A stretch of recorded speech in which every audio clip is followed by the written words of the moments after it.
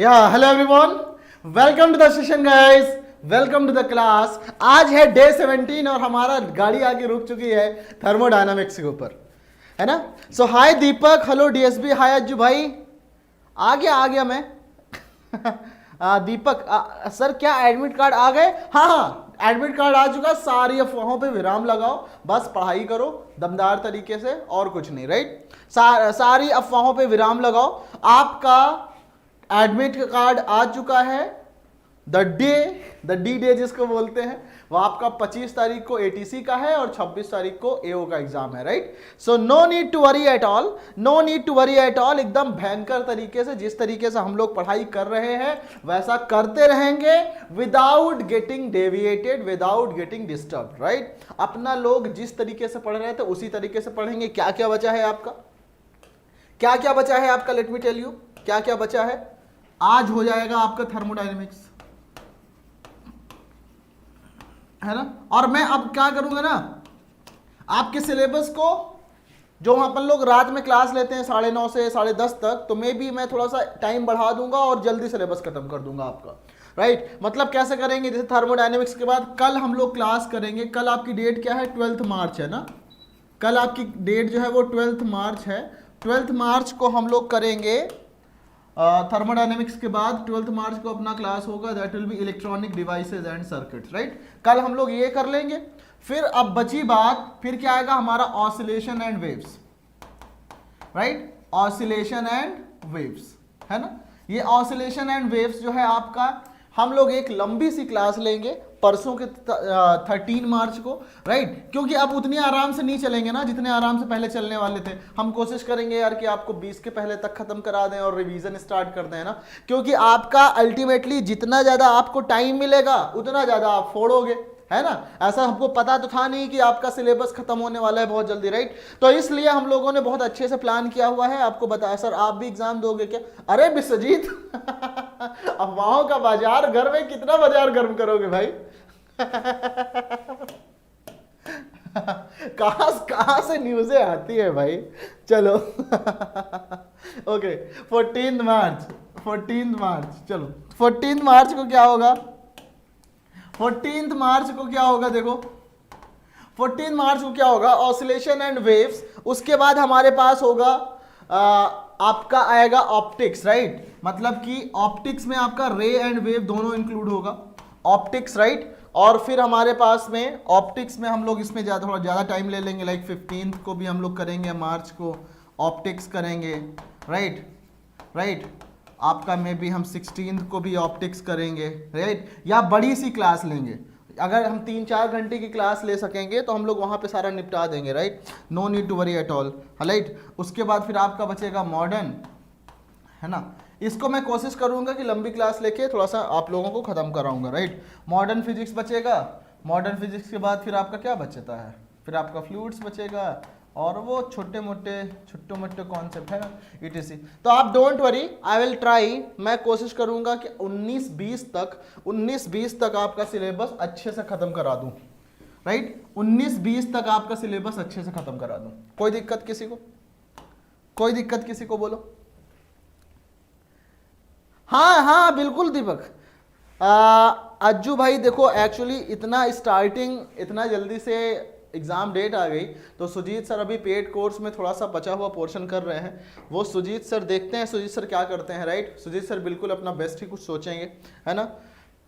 चलो चलें आगे, चलें स्टार्ट करें आज का सेशन। एक बार how many shift this time, Vishwajeet ये तो आप चेक कर लो, पता चल जाएगा। जितने लोग एग्जाम दे रहे होंगे उनसे पता चल जाएगा ना। मैंने भी सुना है कि आ गया है, अपन लोग एनालिसिस कर लेंगे। तो गाइस एक बार जल्दी से यस बोलो और स्टार्ट करते हैं द थर्मोडायनामिक्स। जल्दी से एक बार यस बोले आप लोग और हम लोग स्टार्ट करेंगे थर्मोडायनामिक्स। एवरीवन जल्दी से बोलो, should we start now, should we start, एक बार यस बोले। जल्दी से बोलो। हमारा कॉन्सेप्ट है गाइस थर्मोडायनामिक्स। थर्मो का मतलब होता है थर्मल एनर्जी, हीट, और जो आपका डायनामिक्स होता है मतलब मोशन, राइट। तो जब अगर हम हीट को फ्लो करा दें, हीट के फ्लो करने की मैकेनिज्म को पढ़ेंगे, that is done in the branch of thermodynamics, right. ऐसी ब्रांच ऑफ फिजिक्स जहां पे मूवमेंट ऑफ हीट को हम लोग स्टडी करते हैं, that is known as thermodynamics, that is known as thermodynamics. Okay, अब सुनो गाइस ध्यान से, थर्मोडायनामिक्स में हम लोगों ने एक चीज ये देखा था कि जो हीट होती है that flows from higher temperature, that flows from higher temperature to lower temperature, right. मैंने टाइम बचाने के लिए आज आपका काफी कुछ चीजें मैं आपको लाया हूं जो कि आप लोग नोट करके जाओगे, राइट। बस देखते रहना ध्यान से। Higher temperature to lower temperature हमारा हीट होगा, राइट, हीट फ्लो करता है। तो अब बात ये आई कि सोचो कि एक इतना बड़ा सा टैंक हो, राइट, या मैं ऐसे बोलूं कि एक इतना बड़ा सा लेट्स से, क्या बोलूं मैं, मतलब कि मैं ऐसे बोलूं कि एक ये तुम्हारा ऐसे बड़ा सा कंटेनर है, ओके, लाइक दिस, और एक छोटा सा कंटेनर ऐसा है, okay, this one is like this, okay. तो अब सोचो गाइस, ये टेम्परेचर T1 है और ये टेम्परेचर T2 है। ये temperature T1 is greater than T2, let's say, okay, temperature T1 is greater than T2। तो अब सोचो कि अगर मैं बोलूं यहां पे हीट का फ्लो का डायरेक्शन किधर होगा, हीट जो है इधर फ्लो करेगा, राइट। और अगर T1 लेस देन, मतलब ऐसा मैं बोलूं इधर हीट कब फ्लो करेगा, जब T1 ग्रेटर देन T2 होगा। क्या फ्लो करेगा, हीट इधर फ्लो करेगा, हीट कब, जब T1 लेस देन T2 होगा। डजेंट मैटर कि इसके अंदर कितनी हीट है, डजेंट मैटर कि इसके अंदर कितनी हीट है, अगर टेम्परेचर डिफरेंस होगा तभी फ्लो होगा। आपने कल देखा था heat current, delta Q by delta T was depending upon KA delta T upon L, है ना, ये देखा था आपने। टेम्परेचर डिफरेंस अगर जीरो होगा तो कोई मूवमेंट ऑफ हीट नहीं होगा, राइट। सो इसका मतलब क्या है, इसका मतलब क्या है कि हीट तब नहीं फ्लो करेगी अगर no heat flow if T1 is equal to T2, right. अगर टेम्परेचर दोनों का इक्वल है तो कोई हीट फ्लो नहीं होगा, और इसी से अपना बनता है zeroth law of thermodynamics. Zeroth law of thermodynamics है क्या, सुनना ध्यान से। जीरोथ लॉ ऑफ थर्मोडायनेमिक्स है क्या कि यहां पे हम लोग क्या करते हैं कि जैसे मैं बोलूं एक आपका सिस्टम है A और एक दूसरा जो है थर्मोडायनेमिक सिस्टम है B और एक तीसरा है आपका थर्मोडायनेमिक सिस्टम है जो कि C। अगर एक दूसरे के बीच में हीट का फ्लो नहीं होता तो हम बोलते हैं they are in thermal equilibrium. अगर दोनों सब्सटेंसेस में अगर हीट का फ्लो इधर से उधर नहीं होता किसी भी दो बॉडी में, तो वी से कि those bodies are in thermal equilibrium. तो लेट्स से मैं आपसे बोलूं कि यहां पे A और B जो हैं, A and B are in thermal equilibrium, right. अगर A एंड B जो है वो थर्मल इक्विलिब्रियम है, मतलब इनके बीच में कोई हीट फ्लो नहीं हो रहा है, तो temperature of A is equal to temperature of B होगा। और अगर हम बोल दें कि तुम्हारा similarly A and C are also in thermal equilibrium, तो ये बहुत छोटी सी बात करता है, राइट, थर्मल इक्विलिब्रियम। तो ये हो जाएगा तुम्हारा TA बराबर TC, राइट। और ये बोलता है कि भाई साहब अगर A B के साथ थर्मल इक्विलिब्रियम में है, A C के साथ थर्मल इक्विलिब्रियम में है, तो B और C भी थर्मल इक्विलिब्रियम में होंगे। Therefore TB is equal to TC also. And zeroth law also says कि अगर एक सब्सटेंस दो अलग अलग सब्सटेंस के साथ थर्मल इक्विलिब्रियम में है, तो वो दोनों सब्सटेंस भी आपस में थर्मल इक्विलिब्रियम में होंगे। That's the only very easy बच्चों वाली बात है, बच्चों की बात है आपकी, ये वाला concept, that is zeroth law of thermodynamics, right. Zeroth law of thermodynamics बहुत बेसिक सी बात करता है, बहुत छोटी सी बात करता है कि भाई मैं राम का भाई हूं, मैं श्याम का भाई हूं, तो भाई साहब राम और श्याम भी भाई भाई हैं। सिंपल ये बात है ना, सिंपल सी ये बात है, एकदम समझ में आया, बिल्कुल एग्जैक्टली। अगर TA बराबर TB है, ये मैथमेटिक्स हमको बोलता, मैं थप्पड़ मार के बगल कर देंगे यार क्या पूछ रहे हो भाई साहब, बोलेंगे बेवकूफ, ये हमको नहीं आता, राइट। ये छोटी सी बात है। Let's move to the next concept now. अब बात करते हैं हम लोग guys thermodynamics, right. Thermodynamic process ही नीचे आ गया है, थर्मोडायनामिक प्रोसेस गाइस एकदम ध्यान से समझना। पहला चीज होता है क्वासी स्टैटिक प्रोसेस। कोई बताएगा मुझे ये क्या होता है? ये मतलब एक बहुत ही छोटा सा ऐसा नाम दिया जाता है, quasi static process. What is this quasi static process? बताओ, मैं चाहता हूं आप लोग बताओ मुझे कि क्या होता है। दोस्त का दोस्त, हाँ। क्वासी स्टैटिक प्रोसेस ये होता है जब कोई सिस्टम, हम जिसकी बात करते हैं वो उसको सिस्टम कहते हैं, राइट। अगर तुम्हारा ये सिस्टम है, लेट्स से सिस्टम के अंदर का जो तुम्हारा प्रेशर है वो P है और सिस्टम के अंदर का जो टेम्परेचर है वो T है, तो क्वासी स्टैटिक प्रोसेस तब कहलाएगा जब तुम्हारा बाहर का प्रेशर और बाहर का टेम्परेचर भी सेम ही होगा। मतलब उनमें हो तो बहुत छोटा सा डिफरेंस होगा। मतलब मैं ऐसे बोलूं कि ये दोनों जो है डेल्टा पी, क्या हो रहा है ये, हाँ, ओ माय गॉड, मक्खी मूवी वाला काम हो रहा है गाइस। यहाँ पे देखो एकदम ध्यान से, मक्खी चल रही है और लिख रही है यहाँ पे ये देखिए अपने आप हो रहा है सब कुछ अरे मजा आ रहा है यार देखने में, उसको तो मैं हटा दूंगा गाइस देखिए, मक्खी मूवी देखा आप लोगों ने? एक छोटी सी मक्खी उधर चल रही है और अपने से लिख रही है और बोर्ड के ऐसी की तैसी कर रही है इट्स दमदार है ना। चलो निकल भाई निकल जा तो ये देखो, ये सब काम ये मक्खी ने कर दिया। अगर अपन लोग ऐसा सोचो मक्खी ना दिखे, वहां खड़े हम, वो भूत आ गया भाई, भागो निकल के ना बट हमारे अल्तमस जी भी है, डर नहीं लगी मुझे है ना। चलो चलो ठीक है, मक्खी का किया धराया साफ करें हम लोग पहले। चलो ओके हाँ, तो मैंने कहा बाहर temperature P plus delta P है, डेल्टा P है, और यहां पे तुम्हारा T प्लस डेल्टा T है, right. T plus delta T है, तो हम यहां पे बोलते हैं कि delta P and delta T जो है वो बहुत नेग्लिजिबली स्मॉल है। क्या है? नेग्लिजिबली स्मॉल का मतलब होता है भाई टेंडिंग टू जीरो, राइट। इस तरह से अगर कोई प्रोसेस होगा दैट इज नोन एज मक्खी को भी पढ़ना है, बिल्कुल। तो ये इस तरह के प्रोसेस को हम लोग बोलते हैं guys quasi static process. Static का मतलब इट्स सेम्स लाइक स्टैटिक है, सब कुछ, टेम्परेचर डिफरेंस नहीं है तो हीट फ्लो नहीं हो रहा है, प्रेशर में भी कोई डिफरेंस नहीं है, राइट। तो इस वजह से इस तरह के प्रोसेस को हम लोग बोलते हैं quasi static process. Okay, quasi static process. Let's move ahead. आपने लोग देखो बस इसका नाम जानना है यहाँ पे, बाकी जो तुम्हारे इंपॉर्टेंट है वो है तुम्हारा आइसोथर्मल प्रोसेस, है ना। क्या है तुम्हारा? Isothermal process, right. Isothermal process क्या होता है गाइस? आइसोथर्मल प्रोसेस होता है a process in which temperature is constant, right. Temperature constant होता है, एक ऐसा प्रोसेस जिसमें टेम्परेचर आपका क्या होता है? कांस्टेंट होता है, राइट। एक ऐसा प्रोसेस शार्ट टाइम में ज्यादा मार्क्स लाने का अभी सभी सिर्फ ट्रिक यही है कि डियर जितना कुछ पढ़ाया जा रहा है उसको जितनी ज्यादा बार रिवाइज कर सको रिवाइज कर लो, राइट। क्योंकि revision is the key, right. Revision is the key. अब देखो है क्या तुम्हारे पास में कि जितनी मैक्सिमम बार रिवाइज करोगे उतना फायदेमंद रहोगे। तो a process in which T is constant, हम सबको गैस लॉ पता है, गैस लॉ होता है PV is equal to NRT. अगर एन की वैल्यू आर की वैल्यू तो कांस्टेंट होती है, n is number of mole, R is gas constant, 8.314 value होती है इसकी joule per mole kelvin, right. Temperature अगर कांस्टेंट हो जाएगा तो हम बोलेंगे क्या? P1 V1 बराबर P2 V2, राइट। ये तो तुम्हारा आ जाता है क्या? Isothermal process. This is known as Boyle's law, this is also known as Boyle's law, पता है ना? This is known as Boyle's law, clear है। दूसरा आता है तुम्हारा आइसोकोरिक प्रोसेस, है ना। आइसोकोरिक प्रोसेस,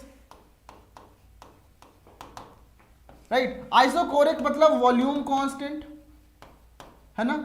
आइसोकोरिक मतलब वॉल्यूम कांस्टेंट। अगर वॉल्यूम कांस्टेंट होगा तो देखो पीवी बराबर होता है एनआरटी, तो ये तुम्हारा P अपॉन टी क्या हो जाएगा? कांस्टेंट हो जाएगा, है ना। यानी यहां से आपको मिल जाएगा P1 बाई T1 बराबर P2 बाई T2, है ना। नेक्स्ट आपका आता है isobaric process. Isobaric process, isobaric process में क्या होता है गाइस? आइसोबेरिक प्रोसेस में क्या होता है आपका? ये होता है प्रेशर कांस्टेंट होता है यहाँ पे। अगर प्रेशर कांस्टेंट होगा तो क्या होगा? प्रेशर कांस्टेंट तो V बाई टी कांस्टेंट, मतलब V1 upon T1 is equal to V2 upon T2। याद रखना इन सब चीजों को, है ना। क्लियर? ये भी आइसोकोरिक प्रोसेस, एग्जैक्टली, आइसोबेरिक हो गया।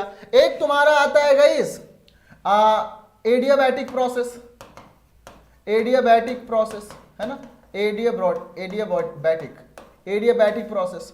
एडियाबैटिक प्रोसेस एक ऐसा प्रोसेस होता है जिसमें पीवी की पावर गामा कांस्टेंट होता है, राइट, एंड जो गामा होता है वो होता है तुम्हारा सीपी बाई सीवी, राइट। इसको सीपी बाई सीवी मतलब ratio of specific heat capacity, कल बताया था ना, delta Q by M into delta T. तो वही तुम्हारा जो तुम्हारा सीपी का मतलब है specific heat capacity at constant pressure, CV is specific heat capacity at constant volume, और इसकी वैल्यू आती है 1+2/F, राइट। एफ जो होता है वो तुम्हारा होता है degree of freedom, right. F जो होता है वो तुम्हारा होता है डिग्री ऑफ फ्रीडम, राइट। तो आप लोगों को होमवर्क देता हूं, डिग्री ऑफ फ्रीडम जाके मतलब उसको बोलते हैं लीनियर मॉलिक्यूल, आपका क्या बोलते हैं diatomic molecule, monoatomic molecule and polyatomic molecule का एफ का वैल्यू फिक्स होता है। जैसे मोनोएटॉमिक का 3 होता है नॉर्मल टेम्परेचर्स पे ना। तो ये गाइज ये सारी चीजें आप लोग याद कर लेना, एफ की वैल्यू, ओके। और मैं एक बात और यहीं पे बता देता हूं, यहीं पे एक चीज और बता देता हूं कि इंटरनल एनर्जी जो होती है किसी भी मॉलिक्यूल की, देखो ध्यान से समझना, इंटरनल मॉलिक्यूल, इंटरनल एनर्जी, ध्यान से समझो गाइस, मैं यहां पे आपको लिख देता हूं, ये चीज याद कर लो, यहीं पे बता देता हूं। इंटरनल एनर्जी ऑफ एनी जितना कुछ पढ़ा रहा हूं ना, सिंपल फॉर्मूला याद रख लो। पहले तो थ्योरी क्वेश्चन आएगा, अगर न्यूमेरिकल आएगा तो इसी छोटे छोटे बेस पे आएगा। Internal energy of any gas, any 1 mole gas, या ऐसे मैं बोलूं, any gas is equal to NF/2 RT, where n is equal to number of moles of gas,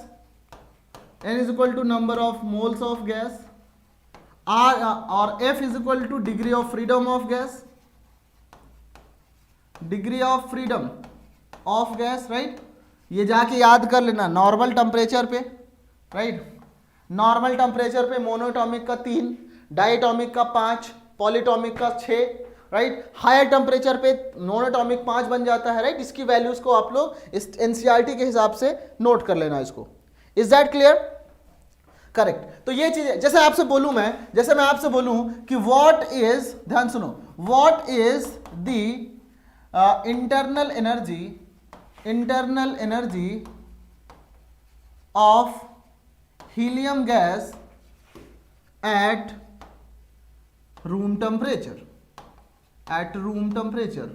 room temperature जो है कितना ले लें, रूम टेम्परेचर ले लेते हैं, चलो 27 डिग्री सेंटीग्रेड, राइट। तो मैंने कहा कि जो इंटरनल एनर्जी का वैल्यू होगा वो होगा NF/2 RT।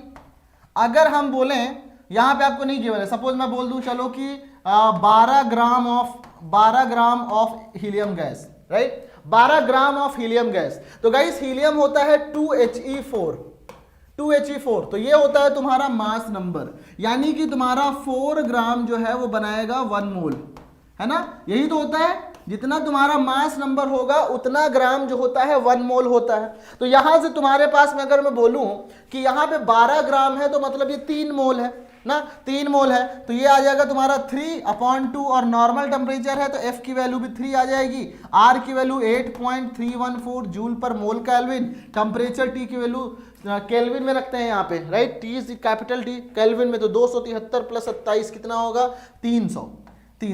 तो कितना हो जाएगा देख लो, इसको सॉल्व कर लो, 3 3 9 3 27/2 इंटू 831.4 ना, इसको मल्टीप्लाई करके सॉल्व कर रहे देख लेना, answer will be in joule, right. आप आराम से इसको आंसर निकाल सकते हो। आई बात समझ में एवरीबॉडी? है ना। तो ये छोटी सी चीज है जो मुझे याद आ गई तो मैंने आपको बता दिया। आप बस ये ध्यान में रखना, internal energy depends on number of mole, degree of freedom and absolute temperature. तो नंबर ऑफ मोल गैस तो का तो फिक्स ही होगा।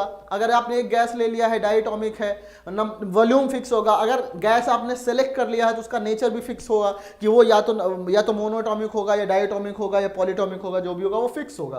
तो दिस इज फिक्स। तो मतलब मेनली जो आपका इंटरनल एनर्जी होता है that depends on temperature, that depends on temperature. मेरे भाई जल्दी से बताओ मेरे दोस्त, क्या आपको ये बात समझ में आई?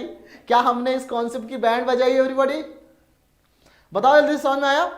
आगे बढ़े, चलो लेट्स मूव। मतलब जो हम लोग बात कर रहे थे, ये तो अचानक से बीच में मेरे को याद आ गया तो मैंने आपको बता दिया, राइट। तो ये आपका होता है एडियाबैटिक प्रोसेस। क्या होता है ये? Adiabatic process. एडियाबैटिक प्रोसेस में क्या चीज चेंज नहीं होता बताओगे? एडियाबैटिक प्रोसेस में क्या चीज चेंज नहीं होता? आइसोथर्मल में क्या चीज नहीं चेंज करेगा? चलो बताओ, आइसोथर्मल में क्या नहीं चेंज करेगा? टेम्परेचर नहीं चेंज करता, और टेम्परेचर चेंज नहीं करता मतलब इंटरनल एनर्जी नहीं चेंज करेगी। इंटरनल एनर्जी चेंज नहीं करेगी मतलब कि डेल्टा यू जो होगा वो तुम्हारा जीरो होगा। कहां पे? डेल्टा यू मतलब चेंज इन इंटरनल एनर्जी। किसी बॉडी का इंटरनल एनर्जी, किसी सब्सटेंस का internal energy will be remaining constant in any isothermal process, right. Adiabatic process में क्या होता है? डेल्टा क्यू जो होता है वो जीरो होता है, मतलब हीट जो है वो सिस्टम से ना ही बाहर जाती है और ना ही सिस्टम के अंदर आती है इन एडियाबैटिक प्रोसेस, है ना। एडियाबैटिक प्रोसेस में सिस्टम के अंदर भी नहीं जाती एनर्जी और बाहर भी नहीं आती है ना। चले आगे बढ़े। तो ये चीज आपका आ जाता है क्या? थर्मोडायनेमिक प्रोसेस की बात हम लोग कर रहे थे। ये प्रोसेस लिखा हुआ आपको दिख रहा है ना, क्लियर? बिल्कुल बिल्कुल, energy transfer zero between boundary, exactly you are correct, fine, है ना। अच्छा गाइज, चलो अब let's move to the next concept, right. ये इंपॉर्टेंट जो थे आपका आता है फर्स्ट लॉ ऑफ थर्मोडायनेमिक्स। आप मुझे 1 मिनट दें, मैं अपने लैपटॉप में ये चार्जर लगा दूं, अदरवाइज ये बंद हो जाएगा बीच में, ठीक है। आप जस्ट मुझे गाइज 1 मिनट दें, तब तक आप लोग इसको लिखें।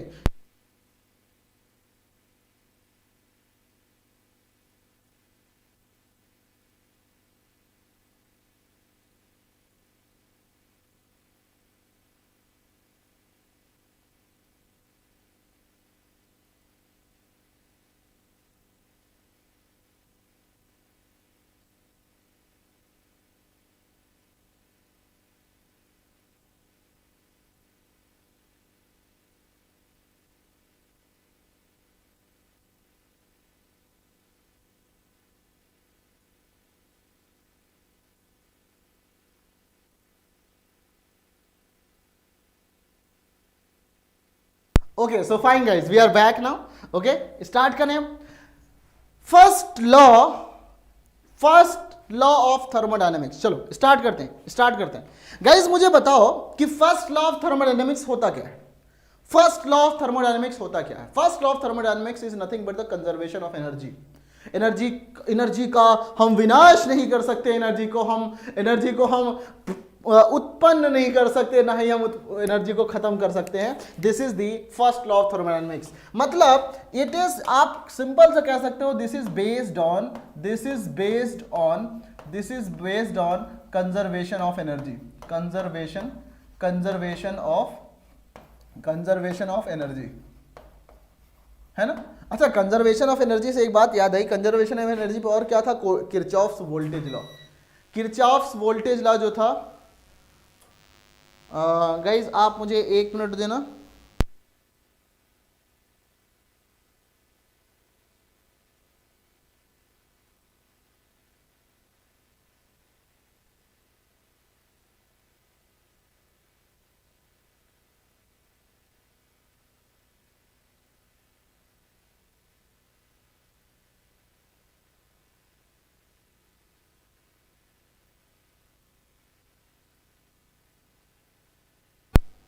ओके गाइज, एक्चुअली लाइट गुल, अगर मेरे पास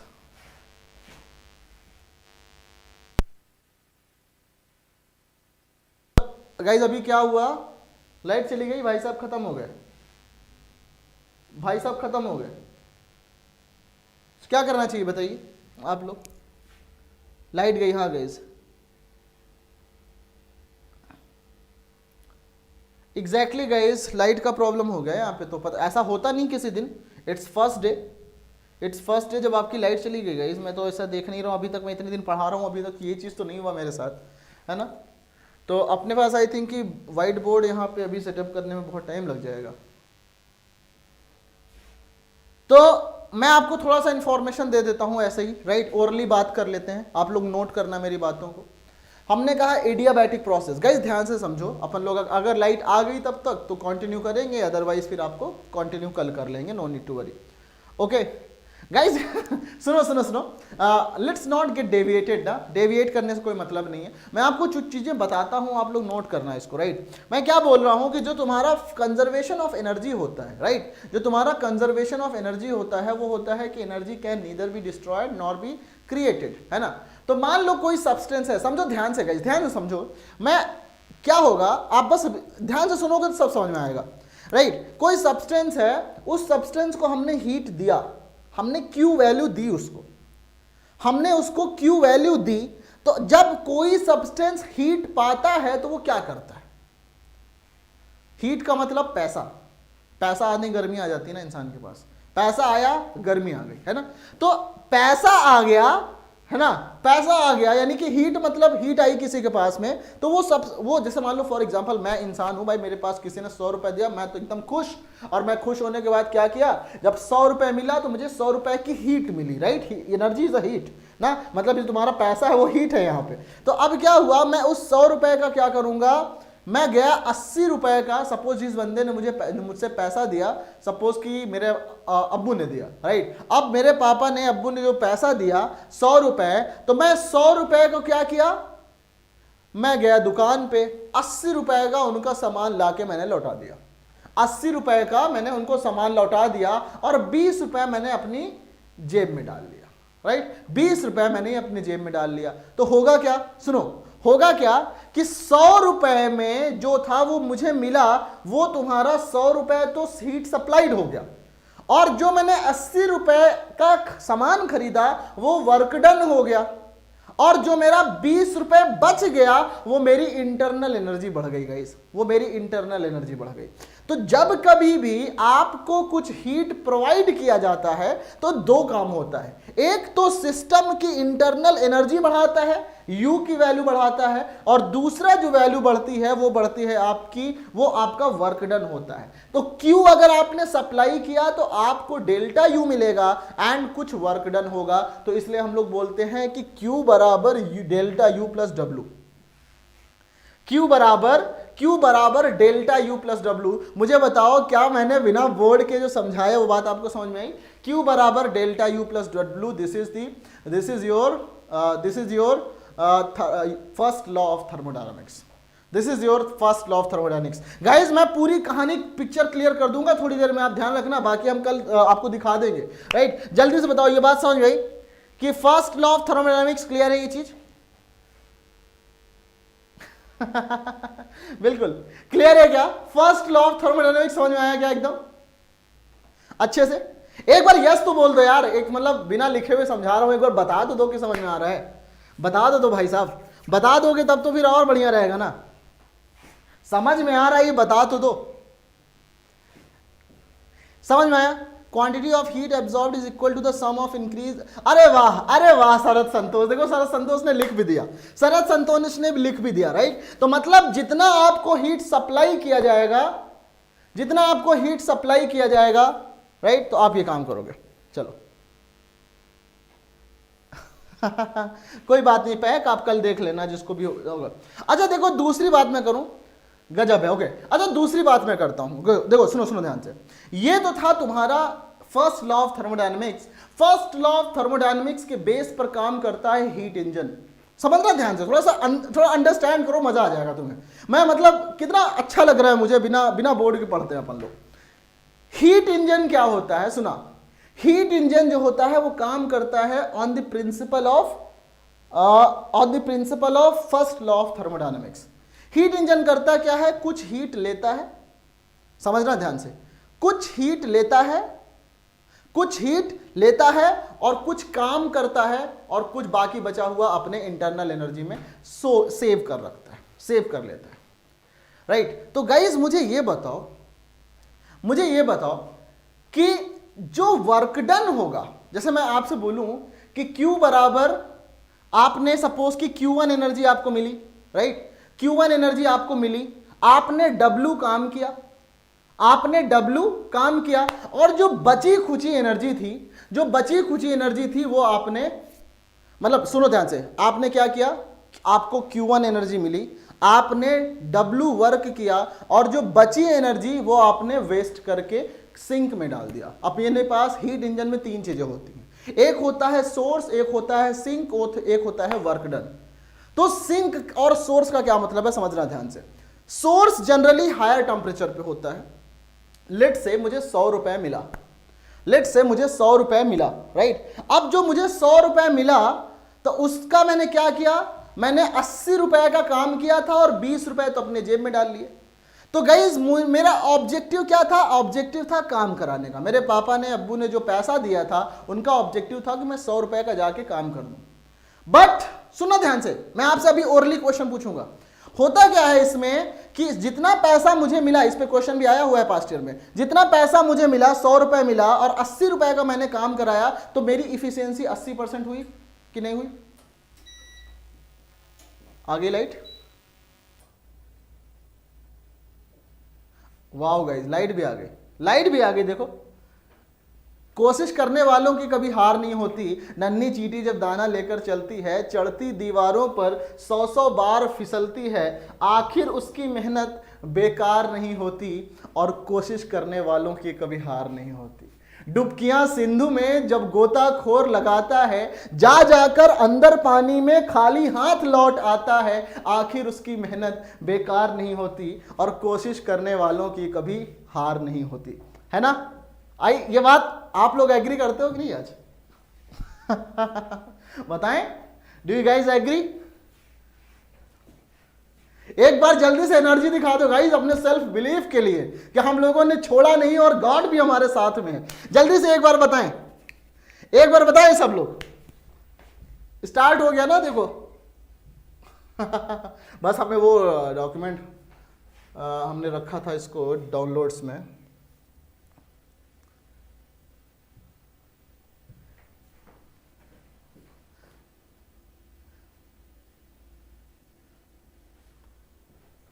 चलो, so finally the thing started and I am very happy. यार आपको पढ़ाने में मजा ही आ जाता है ना, तो इसलिए चल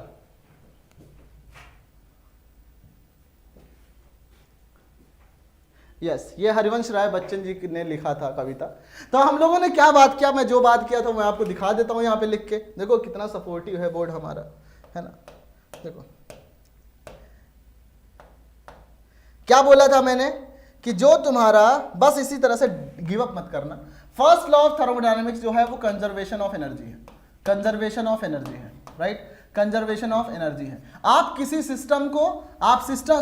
सिस्टम को हीट क्यों देते हो, आप उससे, तो वो क्या करता है, वो 2 काम करता है। एक तो वो W वर्क करता है, और दूसरा वो खुद का इंटरनल एनर्जी बढ़ा लेता है, राइट। तो हम लोग बोलते हैं, मतलब खुद इंटरनल एनर्जी बढ़ाने का मतलब है खुद को इसने कर लिया ना, तो यू कर लिया। लेट से आपने कहा ये तुम्हारा, तो यहां से आपको मिलेगा Q बराबर delta U plus W, right. Q बराबर delta U plus W, Q बराबर डेल्टा U प्लस डब्ल्यू। आप जो हीट देते हो वो तुम्हारा इंटरनल एनर्जी में चेंज होता है एंड वर्क डन होता है। दिस इज, सर आप सेकंड नवजोत सिंह सिद्धू हो? ओहो सर, ये लाइट जाने ITC की जल्दी डिक्लेयर होना है, पर आपका भी लगे रहना हमारी मेहनत है जो हम करने वाले हैं। बिल्कुल। Oh, thank you so much everyone, thank you so much guys, never give up, thank you so much.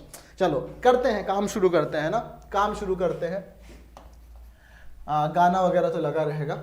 Q बराबर डेल्टा U प्लस डब्ल्यू, है ना। Q बराबर डेल्टा U प्लस डब्ल्यू। क्या मतलब है समझना ध्यान से, कि आप जितना हीट सप्लाई करते हो वो उतना वर्क डन करता है, और उतना इंटरनल एनर्जी उसको इंक्रीज, मतलब कुछ वर्क करता है और बाकी बचा हुआ वो इंटरनल एनर्जी अपना इंक्रीज कर लेता है, right. This is the first law of thermodynamics. तो अगर मैं बोलूं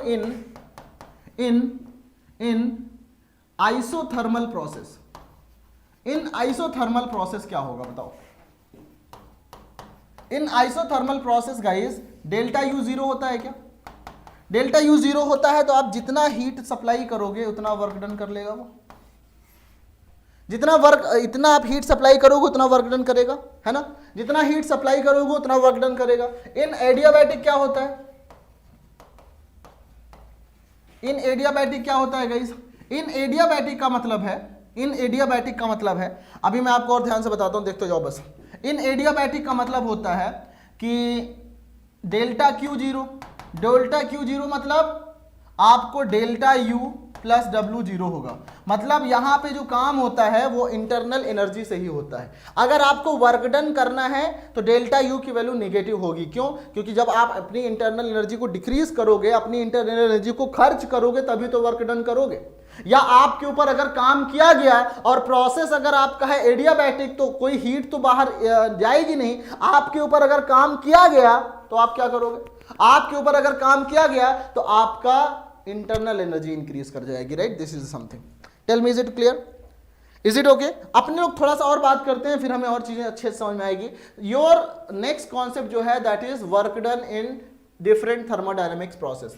तो लेट्स से मैं बोलूं कि वर्क डन होता है तुम्हारा, आप सबको पता है वर्क डन होता है फोर्स इनटू डिस्प्लेसमेंट। ध्यान समझना guys, force into displacement. Force होता है तुम्हारा प्रेशर इनटू एरिया। क्या नहीं, गलत लिख रहा हूं।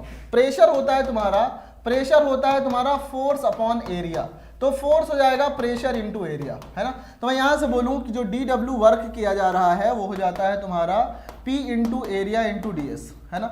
और A इंटू डी एस क्या है? जैसे मान लो कोई सिलेंडर है, आपने यहाँ पे एक पिस्टन लगा रखा हुआ है और उसको आप प्रेस करते हो तो आपका वर्क होता है, राइट। लेट से इसका क्रॉस सेक्शनल एरिया जो है वो A है, इसका क्रॉस सेक्शनल एरिया जो है वो क्या है? A है। और सपोज कि आपने प्रेस किया इसको dx लेंथ तक, तो इसका जो x है, यहाँ पे सपोज हम इसको x लिख देते हैं, right, F into D x, right. तो A dx जो है वो तुम्हारा क्या होगा? वॉल्यूम होगा ना। dv चेंज हुआ तो यानी मैं कह सकता हूं यहाँ पे dw बराबर हो जाएगा P into A into D x is nothing but dv। तो यहाँ जो वर्क डन आता है वो आता है इंटीग्रेशन ऑफ P dv। बोलो ये बात समझ में आई क्या सबको? यहां पे इस प्रोसेस में हम लोग वर्क डन बराबर P इंटू डीवी का इंटीग्रेशन करेंगे, है ना। P इंटू डीवी का इंटीग्रेशन करेंगे, right. This is your work done, है ना। अब सोचो ध्यान से, एवरीबॉडी ध्यान से सोचो in the case of isobaric process का क्या मतलब? आइसोबेरिक प्रोसेस का मतलब है कि प्रेशर कांस्टेंट है। जब प्रेशर कांस्टेंट है तो जो वर्क डन होगा वो तुम्हारा होगा P dv, राइट। लेट से पहले वॉल्यूम V1 था, बाद में वॉल्यूम V2 हो गया, तो P तो कांस्टेंट है, बाहर ले लो और ये आ जाएगा तुम्हारा V2 माइनस V1। बताइए ध्यान से everyone, is it clear? Everyone tell me, is it clear? तो हुआ क्या, सुनना ध्यान से। वर्क डन तुम्हारा पॉजिटिव कब होगा? वर्क डन तुम्हारा पॉजिटिव कब होगा? देखो ध्यान से, वर्क डन पॉजिटिव होगा जब तुम्हारा V2 ग्रेटर देन V1 होगा। V2 ग्रेटर देन V1 होने का क्या मतलब है? V2 बाद में वॉल्यूम बढ़ गया है, पहले वॉल्यूम कम था, यानी कि सिस्टम ने खुद काम किया ना, सिस्टम एक्सपैंड हुआ है। इसका मतलब क्या हुआ? सिस्टम एक्सपैंड हुआ है। और सिस्टम एक्सपैंड होने का मतलब है कि सिस्टम ने खुद काम किया है। कोई अगर और काम करता, सपोज खली साहब हमको आके ऐसे पकड़ के ऐसे दबा देते तो हमारा वॉल्यूम तो ऐसे पिचक जाता ना। और अगर हम खुद काम करते तो हम तो यूं वॉल्यूम हमारा बढ़ जाता। तो वॉल्यूम अगर इंक्रीज हो रहा है तो सिस्टम एक्सपैंड कर रहा है, मतलब सिस्टम खुद काम कर रहा है। We will say work done by system, work done by system. और जब वर्क डन बाय सिस्टम होता है गाइस, तो ये देखो पॉजिटिव आएगा। ये क्या आएगा? पॉजिटिव आएगा। Work done by system is positive. Tell me, is it clear? Work done by system is positive, right. अगर हम बात करें वर्क डन निगेटिव कब होगा? वर्क डन निगेटिव होने का मतलब है कि बाद का वॉल्यूम जो है पहले वाले वॉल्यूम से कम है। मतलब आप पिचक गए हो मतलब खली साहब आपको दबा दिए हैं पकड़ के। और जब खली साहब आपको पकड़ के दबा दिए हैं तो खली साहब ने काम किया है, आपने काम नहीं किया है। आप काम करते तो आप उसको खली साहब को पीछे ठेल देते, राजपाल यादव टाइप में। लेकिन यहाँ पे क्या, यहाँ कुछ ऐसा मत समझना कि खली साहब जो है हिम्मत देख के आपका था ना कुछ मूवी, मुझे याद नहीं ठीक से, राइट। तो अगर V2 लेस देन V1 हो गया, अगर V2 लेस देन V1 हो गया तो सिस्टम क्या है, वो कंप्रेस कर गया। अगर सिस्टम कंप्रेस कर गया तो वर्क जो है वो डन ऑन द सिस्टम है, वर्क डन ऑन सिस्टम है ना, वर्क डन ऑन सिस्टम है। Clear, work done on system है, बोले जल्दी से everyone, is it clear, is it clear guys? Work done on system, work done by system, समझ में आया? Work done on system, work done by system, समझ में आया क्या?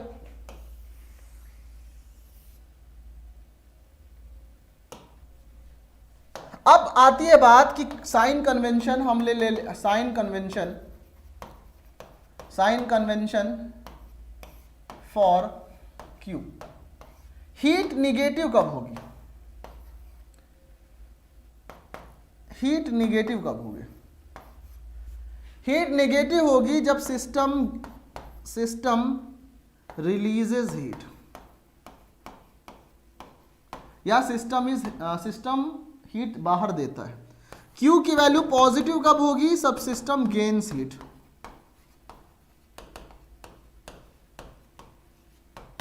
आई बात समझ में? ये चीज ध्यान में रखना है चीजें। Everybody, everyone, is it clear guys? मुझे जल्दी से बताओ एक बार जल्दी से बताओ, क्या ये बात समझ में आई? क्या आपको ये बात समझ में आई जो हमने अभी आपको बताया? क्या आपको मजा आया एकदम? बताएं। वर्क डन आपको समझ में आया क्या? चलो अब एक काम करते हैं, आगे बढ़ते हैं थोड़ा सा, ठीक है? हम लोग इसी में पढ़ेंगे work done in different process. तो let's talk about the work done in isothermal process, right? Work done in isothermal process, let's talk about work done in isothermal process, let's talk about the work done in isothermal process, है ना? Isothermal process क्या होता है? आपको पता है जो work done है हमारा, वो इंटीग्रेशन ऑफ PdV है, राइट? और आपको पता है कि जो तुम्हारा वर्क डन होता है यहाँ पे, लेट्स से वॉल्यूम V1 से वॉल्यूम V2, राइट? V के रिस्पेक्ट में डिफरेंशिएट कर रहे हो, तो जो तुम्हारा PV होता है वो होता है nRT, PV होता है nRT। आइसोथर्मल में ये तुम्हारा कांस्टेंट होगा, तो P बराबर हो जाएगा nRT बाई V। तो हम लोग क्या करेंगे, इसको लिखेंगे वर्क डन बराबर V1 से V2, P की वैल्यू पुट कर दिया nRT by V into dV, है ना? तो हम लोग क्या करेंगे, यहां से देखो वर्क डन बराबर nRT को बाहर ले लिया, इंटीग्रेशन V1 से V2 and dV by V, बोलो, है ना? एकदम अच्छी बात है एकदम। द वर्क डन बराबर हो जाएगा nRT log V, like ln V to the base V पे लिखते हैं, V1 से V2, है ना? तो ये वर्क डन कितना हो जाएगा, nRT ln V2, ln का मतलब होता है log to the base e, nothing else, right? तो वर्क डन तुम्हारा हो जाएगा nRT ln V2 by V1, है ना? V2 by V1। बताएं गाइस, ये एक्सप्रेशन इंपॉर्टेंट है, बाकी और कुछ नहीं, है ना? ये बात समझ में आई है? अब सोचो, यहां पे हमको पता है इन आइसोथर्मल में क्या होता है? आइसोथर्मल में क्या होता है मेरे भाई? P1 V1 बराबर P2 V2 होता है। V1 बाई V2 जो होता है वो तुम्हारा P2 बाई P1 होता है। तो भाई साहब वर्क डन जो होगा वो nRT ln V2 by V1 को लिख दो, क्या? P1 बाई P2, ये हो जाएगा हमारा। ये आइसोथर्मल में वर्क डन का फॉर्मूला, आइसोथर्मल में वर्क डन का फॉर्मूला, याद रख ले इसको, याद रख लें इसे। Everybody clear? एवरीवन क्लियर है क्या? ठीक है ना? This is your work done in this one. अब सोचो गाइस, सिंपल क्वेश्चन मान लो आपको दे दिया, मैंने देखा हुआ है, क्योंकि क्वेश्चन बहुत टफ नहीं आएगा अगर यहां से आता है, थ्योरेटिकल क्वेश्चन ज्यादा आते हैं ना। तो जितना आपको एक्सप्लेन कर रहा हूं कि भाई V2 ग्रेटर देन V1 होगा तो वर्क जो है आपका सिस्टम खुद करेगा, work done is by the system. V2 less than V1 होगा तो work is done on the system. इस तरह से प्रेशर से रिलेट कर सकते हो, राइट? है ना? चलो अब आगे बढ़ते हैं हम लोग। Let's talk about the work done in adiabatic process, यही इंपॉर्टेंट कॉन्सेप्ट है। अच्छा मुझे आप लोग ये बताओ, चलो ऐसे ही क्वेश्चन, जैसे मान लो बच्चे क्वेश्चन आते हैं, work done in isochoric process कितना होगा? वर्क डन इन आइसोकोरिक कितना होगा? Work done in isochoric process कितना होगा? Work done in isochoric process कितना होगा? Everyone tell me quickly. Isochoric process में क्या होगा? आइसोकोरिक मतलब समआयतनिक प्रक्रम, है ना? जब आपका वॉल्यूम सेम हो, तो this is what P d V, और डीवी होगा तुम्हारा 0, तो वर्क डन हो जाएगा 0 किसमें, आइसोकोरिक प्रोसेस में। आई बात समझ? गाइस आप लोग रिप्लाई नहीं कर रहे हो, क्या हो गया भाई साहब? 0 होगा, वेरी गुड प्रतीक्षा। अब देखो नेक्स्ट तुम्हारे पास मैं बात करूं, this is the adiabatic process, adiabatic process है ना, एडियाबैटिक प्रोसेस में होता है आपका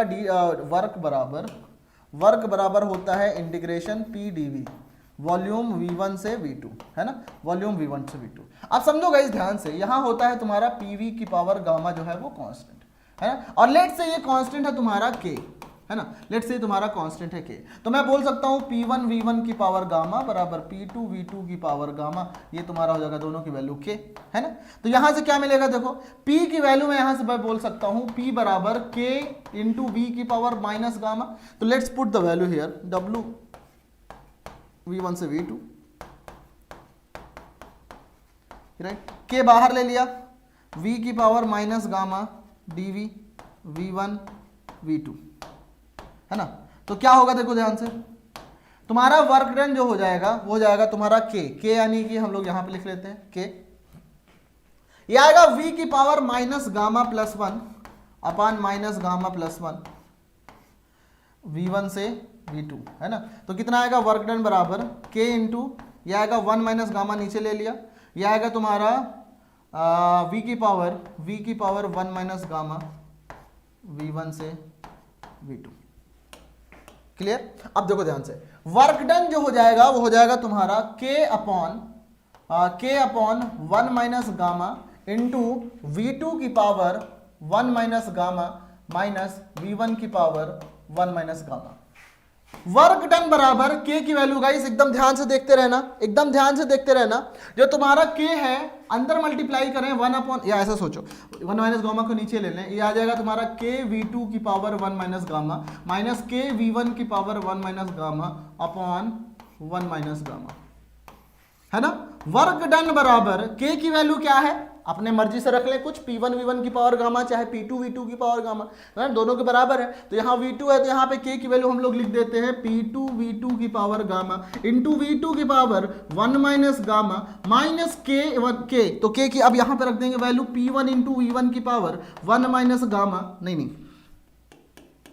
गामा इंटू v1 की पावर 1 माइनस गामा है ना अपॉन 1 माइनस गामा।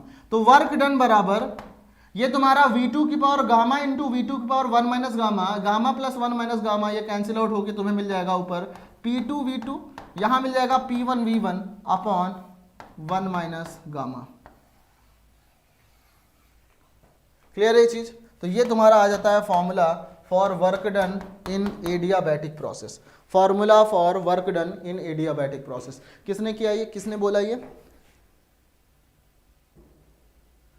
ठीक है प्रतीक्षा, आपका भी सही है, right? Clear everyone? Is it clear? Are you clear everyone? जल्दी से बताओ। तो ये एक छोटा सा आपने डेरिवेशन किया, बट बहुत इंपॉर्टेंट, लोगों की यहीं पे आपकी ना लोगों की यहीं पे हालत खराब हो जाती है ना। चल लेट्स मूव, अब चलते हैं हम लोग आगे की तरफ, राइट? आगे की तरफ हम लोग चलते हैं। This is the work done in thermodynamic process, ये हमको डिस्कस करना था। हम लोग आगे बढ़ते हैं, थोड़ा सा और जर्नी अपनी करते हैं, right? Let's move to the next question. जैसे आपको बोल, एक क्वेश्चन चलो ऐसे पूछ लेता हूं आपसे, एक क्वेश्चन पूछ लेता हूं आपसे। देखो एक क्वेश्चन पूछ लेता हूं, क्वेश्चन है a system is given 30 joule of heat and it works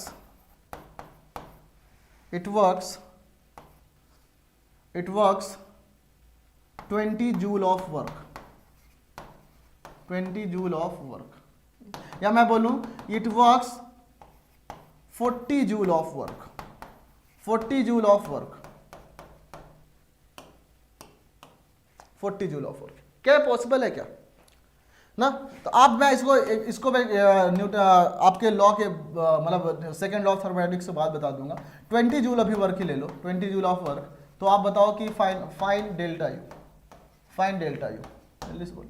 तो आपको पता है Q बराबर डेल्टा यू प्लस डब्ल्यू है ना। Q की वैल्यू कितनी है? आपको एनर्जी दिया गया है, एनर्जी दिया गया है, तो दी गई एनर्जी जो होती है वो प्लस होती है, दी गई एनर्जी जो होती है वो प्लस होती है, तो प्लस 30 जूल बराबर delta U plus work done system ने किया है, और सिस्टम अगर काम करता है तो वो पॉजिटिव होता है, तो ये 20 हो जाएगा, तो डेल्टा यू बराबर हो जाएगा 10 जूल, राइट। तो यहाँ पे डेल्टा यू पॉजिटिव होने का मतलब है इसका इंटरनल एनर्जी बढ़ रहा है ना, इसका इंटरनल एनर्जी बढ़ रहा है। और क्वेश्चन हमको समझ में भी आ रहा है कि 30 जूल का अगर दिया तो 20 जूल इसने काम किया, 10 जूल तो जेब में रखेगा, जेब में रखने से एनर्जी बढ़ जाती है ना, पैसा पाते ही अपन लोग उछलने लगते हैं, है कि नहीं। तो ये चीजें हैं आपके पास में, वेरी गुड वेरी गुड। चलो, तो ये ऐसे बच्चे सवाल आ सकते हैं, क्योंकि इनका नेक्स्ट आपका हीट इंजन है, जो मैं भी आपको बता रहा था। हीट इंजन क्या होता है, जैसे मान लो आपका कोई एक सिस्टम है, राइट, उसको आपने क्या किया, उसको आपने Q1 हीट दिया, this is your source, right. Source जो होता है वो जनरली आपका हायर टेम्परेचर पे होता है, सोर्स आपका जनरली हायर टेम्परेचर पे होता है। ये आपका क्या है, हीट इंजन है। ये क्या है आपका, एक ऐसा डिवाइस है, एक ऐसा डिवाइस है जो कि एनर्जी फ्लो के बेस पे काम करता है, राइट। इसने क्या किया, Q2 एनर्जी इधर रिलीज कर दिया, यानी कि इसने Q2 एनर्जी दे दिया सिंक को। सिंक मतलब क्या होता है, कूड़ेदान समझ लो, जहां पे आप कचरा डालते हो, राइट। तो ये आपका आ गया क्या, Q2। Q1 से सोर्स इसने एनर्जी लिया, हीट इंजन ने अपना कुछ किया, Q2 इधर दिया, और इसने जो है W वर्क किया। इसने वर्क कितने का किया, W का, राइट। इसने वर्क कितने का किया, W का। तो हीट इंजन ये कहता है, heat engine is based on the energy conservation, यानी कि हम बोल सकते हैं यहां से कि गाइस जो तुम्हारा Q1 है ना, देखो ध्यान से, Q1 है तुम्हारा, वो हो जाएगा तुम्हारा W plus Q2, right. Efficiency क्या होगा गाइस, ध्यान से समझना, इफिशियंसी ये Q1 क्या होगा, ये तुम्हारा एब्जॉर्ब्ड हीट है ना, ये तुम्हारा एब्जॉर्ब्ड हीट हो गया। ये तुम्हारा हो जाता है रिजेक्टेड हीट। जैसे एग्जांपल के लिए बताओगे, एग्जांपल देखो, इसका एग्जांपल जैसे अपन लोग बोले कि किसी फैक्ट्री में जब बहुत ज्यादा आप आग लगाते हो, सुनो ध्यान से, जब किसी फैक्ट्री में अब जब आग लगाते हो, और किसी सपोज फैक्ट्री, सोचो यार आप घर में चूल्हा ही कर लो, चूल्हे में सपोज आपने आग लगाया और कोई चीज आप बना रहे हो, राइट, कोई चीज आप बना रहे हो, आप किसी खाने की चीज बनाने के लिए आपने नीचे चूल्हा, पुराने जमाने का चूल्हा आपने जलाया, लकड़ी लगाया, लकड़ी में आग लगाया। अब जितना ज्यादा लकड़ी जितना आग जनरेट करेगी, that will be your source, और जितना खाना बनने के लिए हीट वो करेगा वो हो जाएगा वर्क डन, और जो धुएं के फॉर्म में निकल जाता है वो हो जाता है सिंक, है ना। तो एनर्जी जो इफिशियंसी होता है गाइस, इफिशियंसी क्या होता है, जैसे मैं बोला मेरे अब्बू ने भाई मुझे 100 रुपए दिए, तो मैं 80 रुपए का सामान खरीद के लाया, तो 80% इफेक्टिव हुआ मैं, यानी कि मैं जितना काम करूंगा अपॉन जो टोटल जितना एनर्जी लिया था, this will be efficiency. Efficiency अगर मैं परसेंटेज में निकालूं तो दिस विल बी इनटू 100, है ना। और वर्क डन कितना होगा मेरे भाई, वर्क डन देखो यहां से Q1 माइनस Q2 होगा, ये तुम्हारा होगा Q1 minus Q2 upon Q1 into 100%, है ना, इंटू 100%। अब सुनो ध्यान से, ये तुम्हारा हो गया ईटा, परसेंटेज ईटा, राइट। तो परसेंटेज इफिशियंसी ईटा बराबर 1 माइनस, या ऐसे सोचो, ये क्या आ गया तुम्हारा Q1 माइनस Q2। गाइस जो हीट है दैट डिपेंड्स ऑन टेम्परेचर, तो अपन लोग बोलेंगे क्या, इसका टेम्परेचर माइनस इसका टेम्परेचर अपॉन इसका टेम्परेचर इंटू 100%। इस पे एक क्वेश्चन एकदम बच्चों का सवाल पूछा गया है 2015 में, 1 माइनस T2 बाई T1, यही सेम चीज पूछ लिया गया था, है ना। ये देखो, अब देखो तुम भूलोगे नहीं, अगर ये लोग थोड़ा बहुत घुमा फिरा देंगे ना, तब भी आप लोग बजा के चले आओगे क्वेश्चंस को, है कि नहीं, बोलो जल्दी से। 1 minus Q2 not Q1 by Q2, it's 1 minus Q2 by Q1 Pratiksha, right, Q2 by Q1, और ये तुम्हारा 1 minus T2 by T1 is the efficiency of this क्या बोलेंगे इसको, heat engine. Is that okay everyone, tell me, यहां तक किसी को कोई दिक्कत, एकदम मजा आया, ऑसम तरीके से मजा आया एकदम। चले चलो आगे चलते हैं, let's move to the next concept. अपने पास अगला कॉन्सेप्ट है Carnot engine. Carnot engine guys जो है ना, आप लोग देखो, कार्नोट इंजन जो होता है, आप एक लाइन बड़ा इंपॉर्टेंट लिखो यहाँ पे, कार्नोट इंजन, यहाँ पे आपका इंजन नीचे चला गया है, तो मैं यहाँ पे लिख देता हूँ कार्नोट इंजन, है ना। कार्नोट इंजन जो होता है works on principle of works on principle of heat engine, right. बस इसमें हीट इंजन क्या करता है, ये क्या करता है ना, एक साइकिल प्रोसेस में वर्क करता है। मतलब जो हीट एनर्जी जो रिजेक्ट करता है ना, जो रिजेक्ट करता है उसको फिर से यूज करके, जो रिजेक्टेड हीट होता है जो सिंक में डालते हैं उसको फिर से एज अ सोर्स यूज कर लेता है। एक साइक्लिक प्रोसेस बनाता है Carnot engine, right. Carnot engine is a device which works on the principle of heat engine, right. क्या होता है कार्नोट इंजन में, एक बार जल्दी से मुझे बताओ। यहां तक क्लियर है? आगे चले हम लोग। जसवंत, हाँ, क्योंकि हम लोग ऐसा बोलते हैं इमेजिनरी हीट इंजन, लेकिन कार्नोट इंजन का थोड़ा बहुत तो प्रिंसिपल यूज होता ही है ना। इमेजिनरी इसलिए बोल देते हैं क्योंकि जो ये बात करता है पूरा का पूरा साइक्लिक प्रोसेस ऐसा पॉसिबल नहीं है। बट देखो होता क्या क्या है, आप लोग यहां पे ये चीज याद रखो, क्या है कि कार्नोट साइकिल जो होता है वो 4 तरीके का प्रोसेस इन्वॉल्व करता है। एक होता है isothermal expansion from process A to B. देखो ए से बी में आपका वॉल्यूम बढ़ रहा है, तो ये एक्सपेंशन कैसा है, आइसोथर्मल है। यहां पे टेम्परेचर T1 लिखा हुआ है, मतलब टेम्परेचर T1 जो है यहां पे कांस्टेंट है। एडियाबैटिक एक्सपेंशन मतलब बी से सी तक एक्सपेंशन इसलिए बोल रहे हैं क्योंकि वॉल्यूम बढ़ रहा है। यहां पे तुम्हारा डेल्टा क्यू 0 होगा। सी से डी में तुम्हारा ये कंप्रेशन है और टेम्परेचर T2 कांस्टेंट है, तो ये तुम्हारा एडियाबैटिक कंप्रेशन है। और डी से ए में तुम्हारा जो है वो तुम्हारा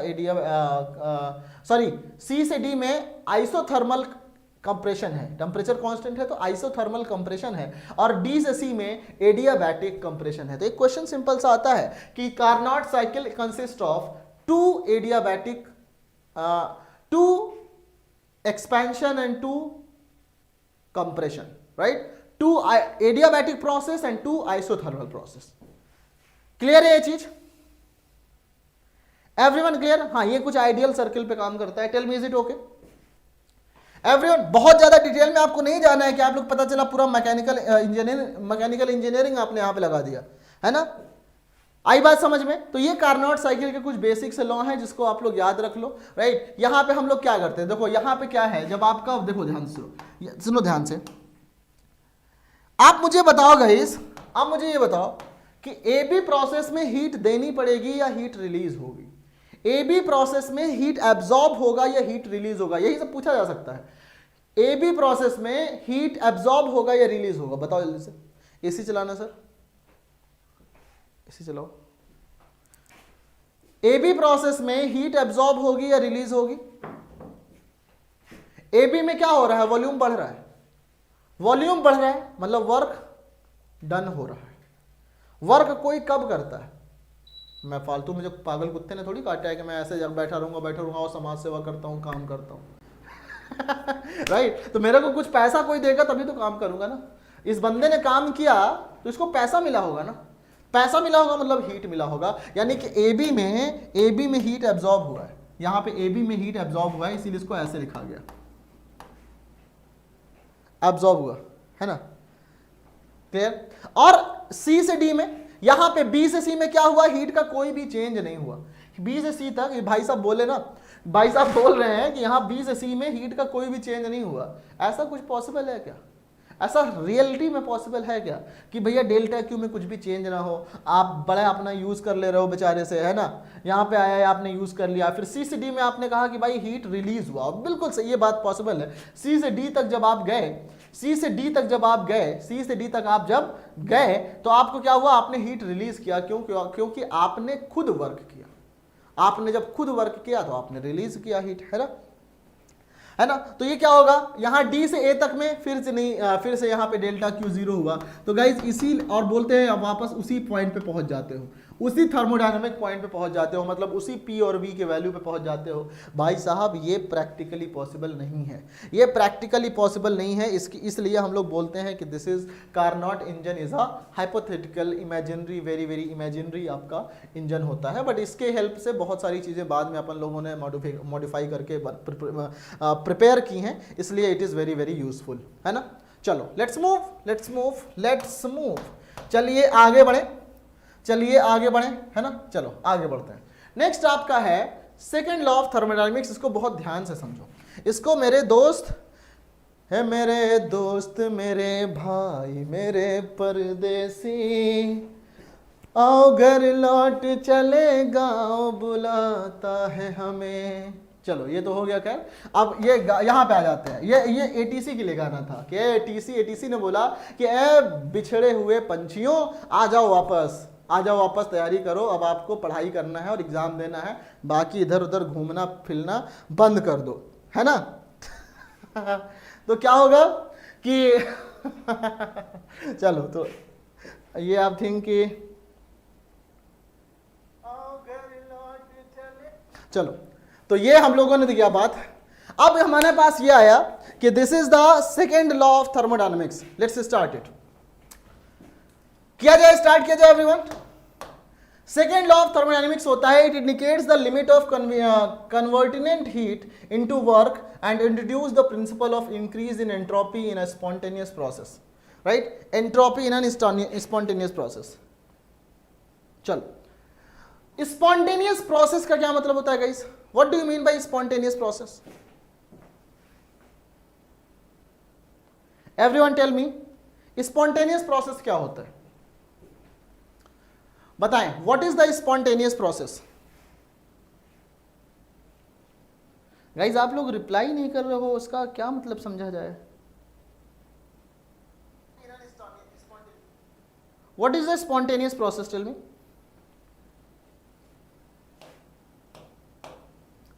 स्पॉन्टेनियस प्रोसेस का मतलब जो प्रोसेस अपने आप हो, जो प्रोसेस अपने आप हो। मतलब सेकेंड लॉ ऑफ थर्मोडायनेमिक्स जो है वो एंट्रोपी के बारे में बात करता है, राइट। एग्जैक्टली एंट्रोपी के बारे में बात करता है। इसका मतलब ये है कि ये कहता है एंट्रोपी क्या है? The order of disorderness. Disorder ये मतलब एंट्रोपी जो मेजर करता है कि जो एक्सपेंशन कितना है, डिसऑर्डरनेस कितना है, कितना जो जितना ज्यादा फैला हुआ होगा उसकी एंट्रोपी उतना ज्यादा होगी, है ना। लेट्स से मैं हूं, मेरी एंट्रोपी ज्यादा है, इस पेन की एंट्रोपी कम है। क्यों? क्योंकि इस पेन, ये पेन कम एक्सपैंडेड है, मैं ज्यादा एक्सपैंडेड हूं, तो मेरी एंट्रोपी ज्यादा है as compare to this pen, right. और कोई भी आपका नेचर है, राइट। एग्जैक्टली मतलब आप बोले मैं एंट्रोपी का मतलब, जैसे लेट्स से बोतल है, दिस बोतल, राइट, दिस बोतल, तो इस बोतल की एंट्रोपी इससे ज्यादा है, राइट। लेकिन अगर आप बात करें किसी गैस की, सपोज इस कमरे में जो एयर है, इस कमरे में जो एयर है, तो वो तो एयर तो पूरे कमरे में फैली हुई है, और मेरे से ज्यादा है इस कमरे में मौजूद एयर की entropy. Entropy is the measure of disorderness, कितना ज्यादा वो फैला हुआ है, that will be the entropy. Clear? Degree of disorderness, exactly degree of disorderness. तो अब होता क्या है, यहां पे हम लोग बोलते हैं कि जो यूनिवर्स की एंट्रोपी है, यूनिवर्स की एंट्रोपी है, वो बताओ क्या हो रही है? वो कंप्रेस हो रही है, वो इंक्रीज हो रही है? यूनिवर्स की, पूरे यूनिवर्स की एंट्रोपी इज एक्सपैंडिंग और कंप्रेसिंग। बताएं जल्दी से क्या होगा?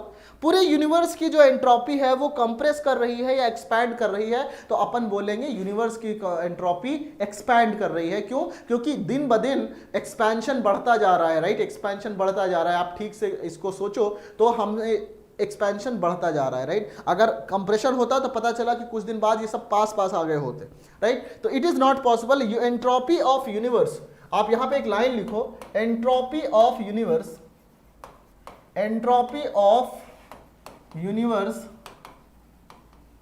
इज ऑलवेज, ऐसे बोले, spontaneously increasing, spontaneously increasing, right. Spontaneously increase करने का क्या मतलब होता है? स्पॉन्टेनियसली इंक्रीज करने का मतलब होता है कि अपने आप ही इंक्रीज कर रहा है, तो ये इरिवर्सिबल प्रोसेस है। Spontaneous increment is an irreversible process. Exactly, right. Entropy मतलब मैं बोलूं यूनिवर्स के लिए delta S is always greater than zero, right. Delta is always greater than zero, S stands for entropy. तो इट इंडिकेट्स, क्या लिखा हुआ? इट इंडिकेट्स एज, इसको सब लोग नोट कर लो, राइट। इसको नोट कर लो, जो ना कर पाना वो बाद में स्क्रीनशॉट लेके रख लेना। It indicates the limit of converting heat into work and introduce the principle of increase in entropy in a spontaneous process. क्या बोलता है ये एक काम करता है, ये जो हीट कन्वर्ट होता है वर्क में, उसको ये एक लिमिट करता है। वो एक रीजन बताता है कि हीट कब कन्वर्ट होगी, डायरेक्शन ऑफ कन्वर्जन क्या होगा, कंडीशन ऑफ कन्वर्जन क्या होगा, राइट। ये फर्स्ट लॉ तो भाई फालतू की अपने मर्जी की बात किए हुआ था, राइट। ये फालतू की बातें कर रहा था यार। ये बोल रहा था कि मतलब देखो कार्नोट साइकिल में क्या बोला, ऐसे जाओ ऐसे जाओ ऐसे जाओ, इतना काम करने के बाद वहीं वापस आ जाओगे। तो ये फालतू की बातें हो रही थी। सेकेंड लॉ थोड़ा सा रियलिस्टिक हुआ। उसने बोला कि हमारा जो हीट है ना, वो तुम्हारा डायरेक्शन के बारे में बात किया उसने, हीट के मतलब कि हीट फ्लो के बारे में बात किया, किस डायरेक्शन में फ्लो करेगा, और इसने ये भी बात किया कि हीट किस कंडीशन पर फ्लो करेगा, और इसने बात किया एंट्रोपी के, इसने एंट्रोपी का टर्म इंट्रोड्यूस किया। What is this? देखो, the entropy of the universe is increasing continuously as a result of spontaneous process. All spontaneous process are irreversible process. Next, second number 2 इसको मैंने डिस्कस कर लिया। Without the help of an external energy, a spontaneous process cannot reverse, cannot be reversed. बहुत ही important point, बहुत ही important point. Without the help of an external energy, the spontaneous process cannot be reversed. अगर तुमसे exam में पूछ लिया जाए कि which of the following indicates the second law of thermodynamics, और ऑप्शन में ऐसा दिया रहे, तो गाइस पहचानना आना चाहिए, राइट। थ्योरेटिकल क्वेश्चन आते हैं यहाँ से। इसका कोई सेकेंड लॉ ऑफ थर्मोडायनेमिक्स का कोई मैथमेटिकल फॉर्म नहीं है, it is theoretical only, right. इन्होंने अब ये तुम्हारे कुछ स्टेटमेंट से, कुछ इसके बारे में कुछ लोगों ने स्टेटमेंट दिया, उन सब से मिलकर तुम्हारा सेकंड लॉ ऑफ थर्मोडायनेमिक्स बनता है।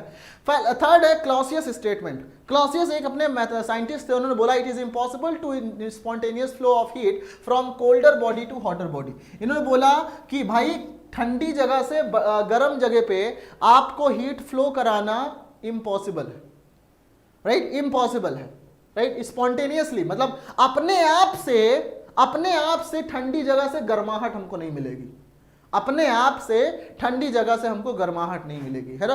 तो ये चीज है, मतलब हीट फ्लो नहीं होगा ठंडी जगह से गर्म जगह में, एकदम सिंपल सी बात है ना। बट इन्होंने ये पहले पैदा हुए थे, पहले बोल दिए, पता चला हमारे पास ज्ञानेश, सुजाता, जेम्स वाइट, प्रतीक्षा, ये लोग उस टाइम में आए होते, शायद यही लोग बोल दिए होते हैं ना।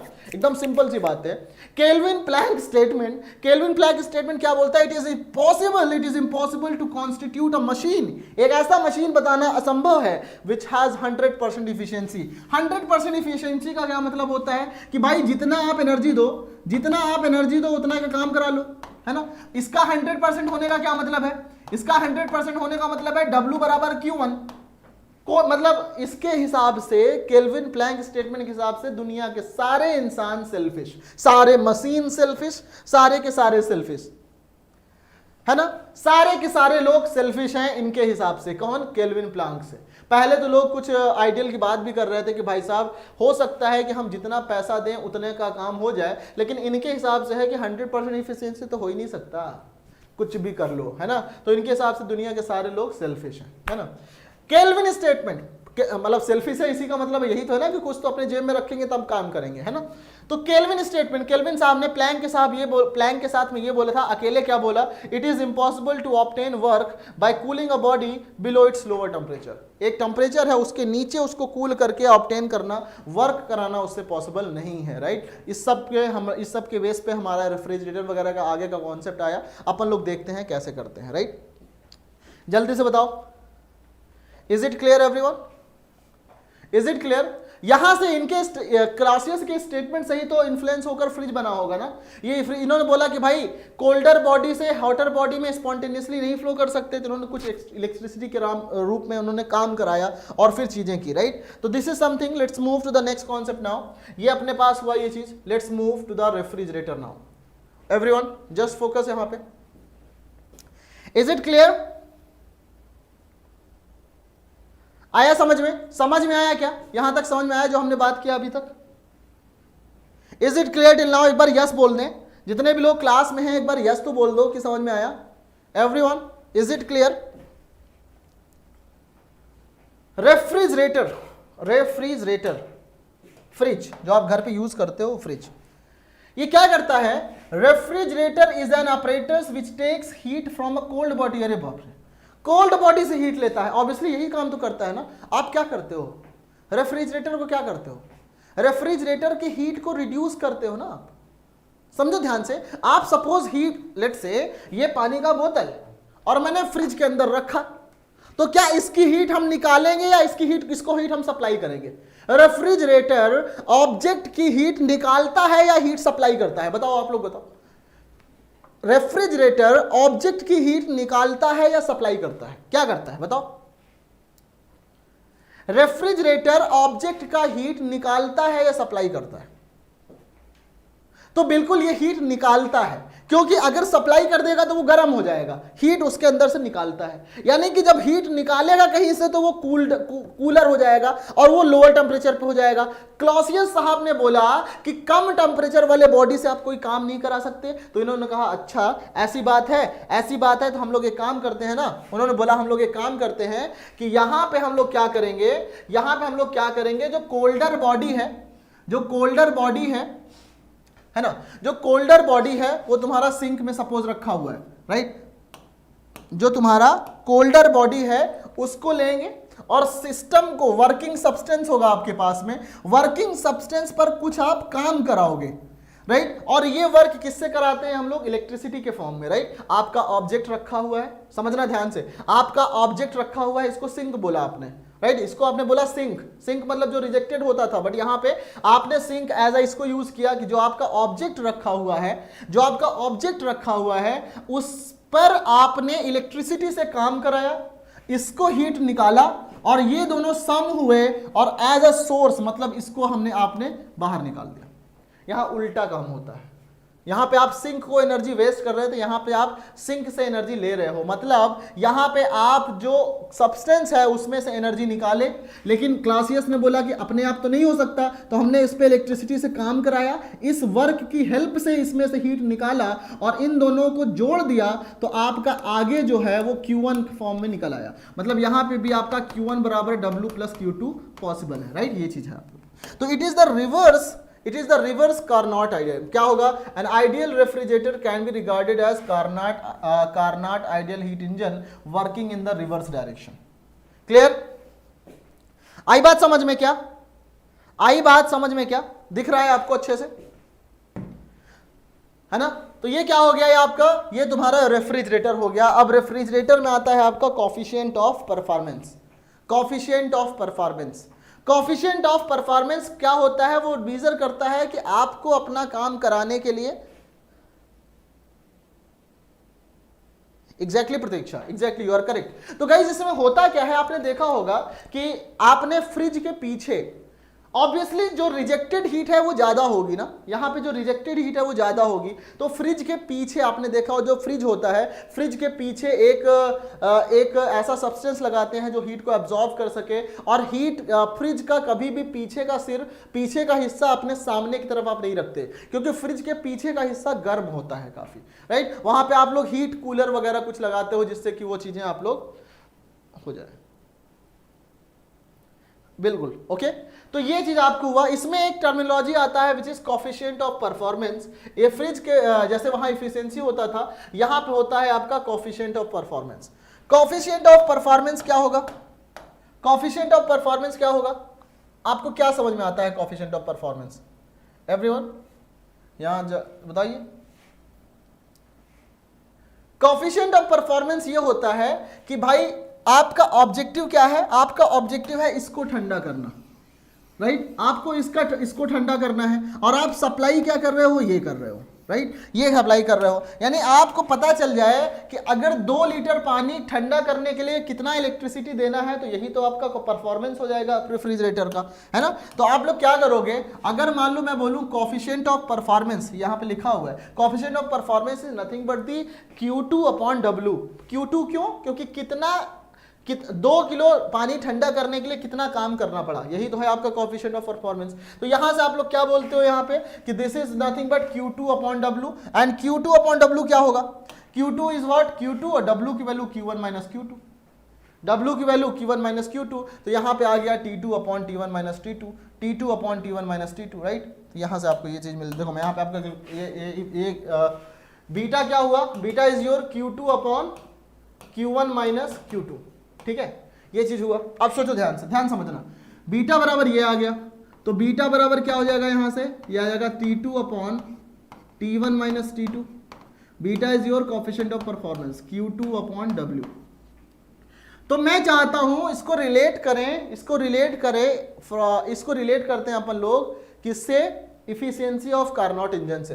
तो लेट्स से इसको डिवाइड कर देते हैं हम लोग T1 से, तो इसको लिख देंगे T2 by T1 upon 1 minus T2 by T1, ये लिख सकते हैं क्या?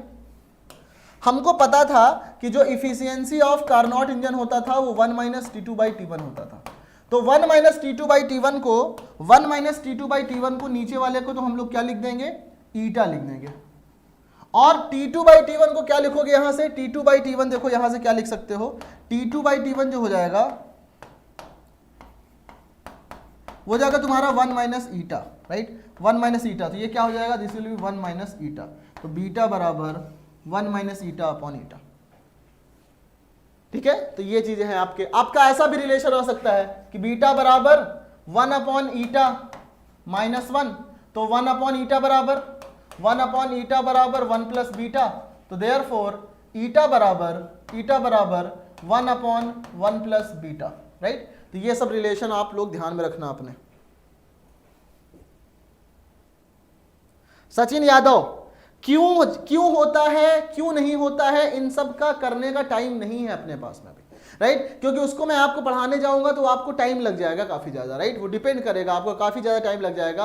आप क्यों ज्यादा होता है गाइस, क्यों का रीजन अभी आप ऐसे समझो कि अभी बस आप ये याद रखो कि Cp माइनस Cv बराबर ना, Cp माइनस Cv बराबर R है ना, Cp माइनस Cv बराबर R, ये अभी ध्यान में आप लोग रखो बस।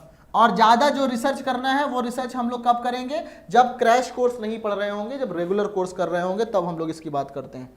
ओके सचिन, क्योंकि अभी हम लोगों को फोकस करना है यहाँ पे, ठीक है, अभी हम लोगों को फोकस करना है कि अपना पूरा कॉन्सेप्ट कवर करना है ना। चलो आगे बढ़ते हैं, let's move to the next thing. Next है गाइस आपका न्यूटन्स लॉ ऑफ कूलिंग। ध्यान समझो, Newton's law of cooling, Newton's law of cooling, everyone focus, Newton's law of cooling. Okay, तो गाइज इंटरव्यू मैं यहाँ पे एटीसी का प्रोसेस चला रहा हूं ना, ये कोर्स एटीसी के लिए है डियर, एटीसी में कोई भी इंटरव्यू नहीं है, राइट, तो प्लीज डोंट डेविएट अस, जल्दी से फोकस करो, right. Newton's law of cooling है ना, न्यूटन्स लॉ ऑफ कूलिंग क्या होता है, जैसे मान के चलो कि आपने मेज पे अक्सर देखा होगा कि कभी कभी आप मेज पर एक काम करो, एक हलवा हो, हलवा जो आपके कराहे से तुरंत निकला है, आपकी जीभ लपलपा रही है खाने के लिए, लेकिन सपोज कि आपके प्लेट में गिरने से पहले वो मेज पे गिर गया, और मेज पे गिरने के बाद होता क्या है, वो पहले तो हलवा गर्म गर्म था बट बाद में वो हलवा ठंडा हो गया, चींटियां लग गई उस पर, है ना, लेकिन पहले तो वो गर्म था, बाद में वो ठंडा हो गया। तो किसने उसको ठंडा किया, किसने उसको कूल किया, क्या हुआ यहां पे, ये समझाया अपने न्यूटन भाई ने, राइट। न्यूटन भाई क्या बोले कि भाई साहब जो आपका हीट सब्सटेंस से बाहर जाता है ना, उसको अब हम बताते हैं कैसे जाता है। उन्होंने बोला वी ऑल नो दैट, इसको पढ़ लो थोड़ा अंडरस्टैंडिंग होती है, we all know that hot water और milk when left on the table begins to cool gradually, ultimately it attains the temperature of the surrounding. Exactly surrounding, जितना surrounding ठंडा होगा उतना ही हो जाता है, तभी तो आपका बाद में क्या होता है, उतना ही मतलब जितना एटमॉस्फेयर में गर्माहट होती है उतना ही सब्सटेंस पे गर्माहट होती है ना। तो हम लोग क्या बोलेंगे, अकॉर्डिंग टू न्यूटन्स लॉ, ध्यान समझो, according to Newton's law of cooling the rate of loss of heat minus d Q by d t. अपन लोग minus d Q by d t क्यों बोल रहे हैं कि minus d Q by d t जो होगा वो होता है तुम्हारा Q2 माइनस Q1, है ना। और जब आप देखो ध्यान से, जब आप Q2 माइनस Q1 करते हो तो बाद में जो हीट है सब्सटेंस की वो कम हो चुकी है, क्योंकि आपने हीट एग्जिट कर दिया है। जब हीट इमिट कर दिया है तो बाद की हीट कम हो गई तो Q2 माइनस Q1 निगेटिव होगा, इसीलिए यहां पे निगेटिव साइन लेते हैं, राइट। तो ये डिपेंड किस पे करता है, ये डिपेंड करता है कि आपका टेम्परेचर कितना है और सराउंडिंग का टेम्परेचर कितना है। This depends on temperature difference, मतलब T2 माइनस T1। ओके, और यहां पे जब आप मतलब आपने क्या किया, आपने कहा कि minus d Q by d T proportional to T2 minus T1, उसके बाद जब प्रोपोर्शनलिटी हटाते हो तो एक कांस्टेंट आ जाता है जिसको हम लोग बोलते हैं, जो कि एक पॉजिटिव कांस्टेंट है depending upon the area and nature of the surface of the body. Is that okay? तो ये इस लॉ को बोलते हैं हम लोग न्यूटन्स लॉ ऑफ कूलिंग। यहाँ पे आप ग्राफ ड्रॉ कर सकते हो किसके बीच में, Q and T2 minus T1 के, बट एटीसी की औकात में ये नहीं आता, एटीसी कभी ऐसा पूछता नहीं इतना टफ जाके, राइट। एटीसी एकदम डायरेक्ट क्वेश्चन पूछता। क्या हुआ, Directly proportional to difference of the temperature of the body and the surroundings. The law holds good only for a small difference of temperature. Also, the loss of heat is radiation depends upon the nature of the surface of the body and the area of the exposed surface. We can write. अच्छा, ये सारी चीजें ठीक है, आप बस इतना समझो यहाँ से कि जो तुम्हारा ये है, ये न्यूटन्स लॉ ऑफ कूलिंग है, that is good for only small difference of temperature. अगर टेम्परेचर में बहुत कम डिफरेंस है तब ये वैलिड है. पता चला आप बोलोगे कि सर हम एक काम करते हैं कि हम क्या करते हैं कि एक सब्सटेंस अर्थ के कोर को लेते हैं, अर्थ का कोर 10,000 केल्विन पर गर्म, और उससे हम लोग क्या करते हैं, उसमें जो हीट रेडिएट होगा वो भी डायरेक्टली प्रोपोर्शनल करेगा T2 - T1 के. तो हो सकता है गाइस कि वो डायरेक्टली प्रोपोर्शनल ना करे, वो किसी और पावर पे करे. तो एक फाइनाइट कुछ लिमिटेड डिफरेंस तक ही ये Newton's law of cooling valid होता है. Everyone, is it clear?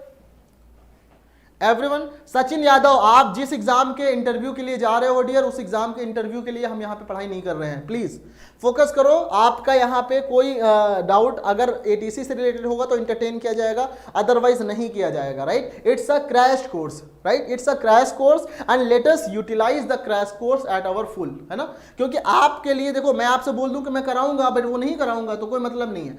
अभी हम लोग वो करेंगे जो एटीसी के लिए पॉइंट ऑफ व्यू से इंपॉर्टेंट है. राइट, आपका जो इंटरव्यू है वहां इंटरव्यू का क्वेश्चन यहाँ पे इंटरटेन नहीं किया जाएगा. आप इस बात को थोड़ा सा ध्यान रखो. तो बिना मतलब का आप यहाँ पे मत करें. राइट, बिना मतलब का आप ना करें. ओके,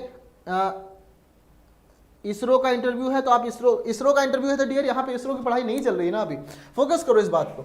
चलो चलो आगे बढ़ते हैं हम लोग. Stefan's law. Right, Stefan's law क्या बात करता है? देखो, स्टीफन्स लॉ बात करता है, मैंने इसीलिए लिख के लाया हूं कि आप लोग ये सब नोट कर लेना, है ना, नोट कर लेना. क्या होता है? The rate at which the object radiates energy is proportional to the 4th power of its absolute temperature, thus it is known as the Stefan's law and is expressed in the equation form as P बराबर sigma A E T के power 4. यहां पे P क्या है? P is the power in watts. P is the power in watts. Power क्या होता है? Energy radiated per unit time ना. तो आप एक्चुअली कह सकते हो ना कि this is delta E by energy radiated per unit time, है ना. Energy radiated per unit time is in joule second radiated by the object A is the surface area in meter square. E is the fraction between 0 to 1. इसको हम कहते हैं emissivity.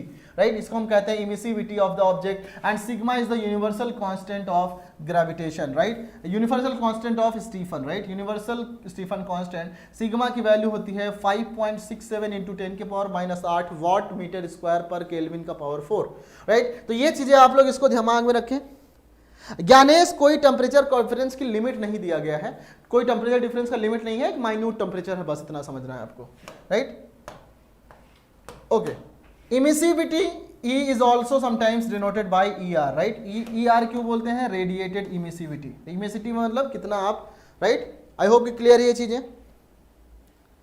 Maximum limit, ऐसा कोई maximum limit की बात नहीं करता, ये बात करता है भाई कम टेम्परेचर. जैसे आपके सराउंडिंग की बात करता है. जब सराउंडिंग की बात करता है, सराउंडिंग मैक्सिमम कितना गर्म हो सकता है? 50 डिग्री. गर्मी में एकदम गर्मी में कितना होता है सराउंडिंग? 50 डिग्री होता है. तो समझ जाओ कि 50-55 यही लिमिट होगी मैक्सिमम, है ना. चलो आगे बात करते हैं हम लोग. स्टीफन्स लॉ के बाद आता है Wien's displacement law. Wien's displacement law को भी ठीक से देख लो, उसके बाद हम लोग मिलेंगे कल की क्लास में. और जाइज जितने लोग भी क्लास को देखा करो, अगर पसंद आए तो लाइक जरूर किया करो यार, क्योंकि लाइक करने से ये सेशन दूसरों तक भी पहुंचता है, हमको भी अच्छा लगता है, आपको भी अच्छा लगता है ना. तो सो होता क्या है Wien's displacement law? What does it mean? Understand, an ordinary temperature below about 600 degree centigrade. देखो यहाँ पे इन्होंने रेंज दे दिया. The thermal radiation emitted by a body is not visible. Visible क्यों नहीं होगा? क्योंकि जो visible लाइट होती है उससे लैम्डा ज्यादा होगा या फ्रीक्वेंसी उससे कम होगी. Right, most of it is concentrated in wavelength much longer than those of visible light. मतलब क्या बोलना चाहता है? ये बोलना चाहता है कि जब आप टेम्परेचर इंक्रीज कर, टेम्परेचर किसी बॉडी का, कोई भी थर्मल रेडिएशन हो रहा है किसका, किसी भी बॉडी का, राइट, आप उसको हीट कर रहे हो तो कुछ वो एनर्जी रेडिएट करेगी, और जो एनर्जी रेडिएट करेगी वो जो होती है वो वो जो एनर्जी होती है that is not in visible range, मतलब वो एनर्जी का कलर वगैरह आपको दिखाई नहीं देगा, लेकिन most of it is concentrated in wavelength much longer than those of visible light. मतलब मैक्सिमम एनर्जी जो होती है ना उसकी एक मिनिमम एक रेंज ऑफ लैम्डा में कंसंट्रेटेड होती है, बाकी सब जगह क्या होता है, कम होता जाता है। तो जो तुम्हारा ई लैम्डा है यहाँ पे, ये क्या है, पावर, राइट। ई लैम्डा जो वेरी की जो तुम्हारा पावर जो होगा, जो एक पर्टिकुलर लैम्डा पे मैक्सिमम इमिशन होगा, उसके पहले और उसके बाद में घटता जाता है। लेकिन ध्यान रखने वाली बात यह है कि अगर आप टेम्परेचर बढ़ाते जाओगे तो मैक्सिमम जो आपका, जैसे ऐसा सोचो कि आपने देखो यहां पे क्या हुआ कि टेम्परेचर यहां पे था, सपोज कि इस वाले का ग्राफ आप देखो, इस वाले का ग्राफ ऐसा था, ये 2000 केल्विन था, तो 2000 केल्विन पे मैक्सिमम इमिशन वाला जो वेवलेंथ था वो ये था। लेकिन जब आपने इसको 3000 केल्विन कर दिया तो ये मैक्सिमम वाला कम हो गया, राइट। और जब आपने इसको और टेम्परेचर बढ़ा दिया 4000 केल्विन, तो मैक्सिमम वेवलेंथ जिस पे इमिशन हो रहा था वो और कम हो गया। मतलब as you are increasing temperature, then जो लैम्डा एम की वैल्यू है वो आपकी डिक्रीज कर रही है। यानी टी लैम्डा एम जो है वो तुम्हारा टेम्परेचर के इनवर्सली प्रोपोर्शनल हो रहा है। क्या बोलते हो? जो तुम्हारा लैम्डा एम है वो तुम्हारा टेम्परेचर के इनवर्सली प्रोपोर्शनल हो रहा है। तो अब इसकी बात क्या करेंगे, देखो इसको हम लोग आगे डिस्कस करते हैं। ये आपने, यही होता है वीन्स डिस्प्लेसमेंट लॉ। देखो क्या लिखा हुआ है, मैंने अभी यही तो बोला ना कि लैम्डा एम जो है वो इनवर्सली प्रोपोर्शनल टू टेम्परेचर है। तो लैम्डा एम की वैल्यू को आप हटा दो, प्रोपोर्शनलिटी, यहाँ पे एक कांस्टेंट आता है b, which is b by T, right. तो यहाँ से आपको मिलता है लैम्डा एम इंटू टी बराबर constant, and this constant is known as Wien's displacement constant, right. Wien's constant क्या लिखा हुआ है, figure shows how the energy of a black body radiation. Black body कौन सी बॉडी होती है जिसको कि आप एनर्जी देते जाओ तो वो मैक्सिमम एब्जॉर्ब कर लेती है, एक पर्टिकुलर लिमिट तक वो एब्जॉर्ब करती है, बाद में वो भी ग्लो करना स्टार्ट कर देगी, राइट। तो आइडियल ब्लैक बॉडी क्या होगी, आइडियल ब्लैक बॉडी वो होगी जो सारी की सारी एनर्जी को एब्जॉर्ब कर ले, है ना। तो figure shows the energy of a black body radiation varies with temperature and wavelength. As the temperature of a black body increases, the distinct behaviors are observed. The first effect is the peak of the distribution shift to the shorter wavelength. एकदम सही बात है, temperature हमने बढ़ाया तो जो peak था वो तुम्हारा इनवर्सली प्रोपोर्शनल है, तो लेफ्ट में शिफ्ट हो रहा था। This shift is found to obey the following relationship between Wien's displacement law, and this is lambda m into d is equal to b, where b is called the Wien's constant, the value of constant for a perfect black body मतलब जो कि आपका energy absorb करता है, right, is 2.898 into 10 के power minus 3 metre kelvin, thus this one, right. तो ये चीज आप लोग ध्यान में रखना है, lambda m into T is equal to constant, right. ये चीज आपको ध्यान में रखना है। तो ये आपका था जो मेरे को आपको डिस्कस करना था अबाउट दिस थिंग, राइट। ये थर्मोडायनेमिक्स में गाइस, इसके बाहर मत क्या करोगे जाके, थर्मोडायनेमिक्स से पूरी मैकेनिकल इंजीनियरिंग लोग पढ़ लेते हैं। तो क्या पूरी मैकेनिकल इंजीनियरिंग करने की जरूरत है हमें? बिल्कुल नहीं। अपने आप को लिमिट करना है हमको कि कितना पढ़ना है। आप अगर वीन्स डिस्प्लेसमेंट से क्वेश्चन आएगा ना तो इसके अंदर आप बना दोगे, बहुत ज्यादा करने की जरूरत नहीं है। छोटे मोटे न्यूमेरिकल आएंगे तो इसी फॉर्मूले के बेस पे आएंगे, आप बना दोगे, है ना। कल की क्लास में जो हम लोग करेंगे, आज कौन सा था, आज 11 था, कल है हमारा 12 मार्च। और गाइस कल हम लोग ना इलेक्ट्रॉनिक डिवाइसेस एंड सर्किट्स को खत्म करेंगे मतलब अंतिम संस्कार करेंगे इसका अच्छे से, राइट। इसको हम लोग खत्म करेंगे, राइट। तो आज की क्लास में गाइस इतना ही। अगर आपका कोई डाउट हो तो आप पूछ सकते हो। क्लास में डेली बने रहें जिससे कि हम लोग 20 के पहले आपका पूरा सिलेबस रिवाइज करके खत्म कर दें। दिस इज नोन, मतलब मैं आपको इसी के साथ बोलूंगा थैंक यू एंड मिलते हैं कल की क्लास में गाइस, ओके। तो अगर कोई डाउट हो तो बताओ, अदरवाइज टाटा बाय बाय बोलता हूं मैं आपको। जयदीप प्रजापति, सर पूरा कराओगे? भाई अपनी बेइज्जती क्यों कराऊंगा मैं स्टार्ट करके क्यों आपको बीच में छोड़ दूंगा? बाद में आप बोलोगे कि एक सर थे अब्दुल सिद्दीकी, आधा कराए थे, जेनिक एजुकेशन में पढ़ाते थे, भरोसे के काबिल नहीं है ना। तो अपना भरोसा बनाना है यार, है ना। चले चलें गाइस, मिले नेक्स्ट क्लास में, तब तक के लिए guys bye bye, good night, शब्बा खैर, सावधान इंडिया, जीते रहें, जागते रहें, पढ़ते रहें, एटीसी निकालते रहें, फोड़ते रहें, गुड नाइट।